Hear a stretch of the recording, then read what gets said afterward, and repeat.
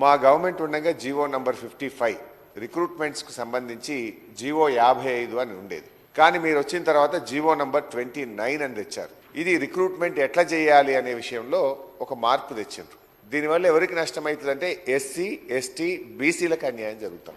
ఎందుకు జరుగుతూ ఉంది? గతంలో ఏముండే అంటే ఒక 100 ఉద్యోగాలు ఉంటే 50 ఫస్ట్ మెరిట్ లిస్ట్ పక్కకు పెడతాం. ఆ 50 పోయిన తర్వాత మిగతా 50లో ఎస్సీలకు 16%, ఎస్టీలకు 11%, బీసీలకు 25% ఆ పద్ధతిలో చేశాం. కానీ మీరు ఆ జీవో మార్చి జీవో నంబర్ 29 తేవడం వల్ల జరిగిన నష్టం ఏంటంటే మొదటి 50లో సపోజ్ ఒక 10 మంది ఎస్సీలు వచ్చింది అనుకోండి, ఆ 10 పెట్టి 6 తీసుకుంటున్నారు కింద.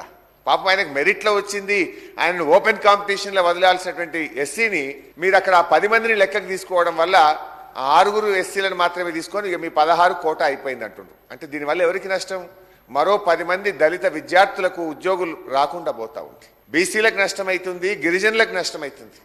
బట్ బట్టి గారితో నా రిక్వెస్ట్ ఏంటంటే మీకు సోషల్ కన్సర్న్ ఉంది కనుక ఈ జీవో వల్ల దళిత గిరిజన బలహీన వర్గాల విద్యార్థులకు నష్టం జరుగుతుంది కనుక ఇది గ్రూప్ 2, గ్రూప్ 1, గ్రూప్ 3 ఈ ఉద్యోగాల్లో ఈ తప్పుడు జీవో మీరు మార్చారు. మీ ప్రభుత్వం వచ్చిన తర్వాత దీన్ని రివ్యూ చేయండి.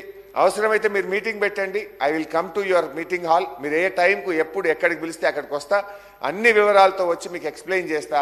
Let us help the SC, ST, BC students in getting the employment.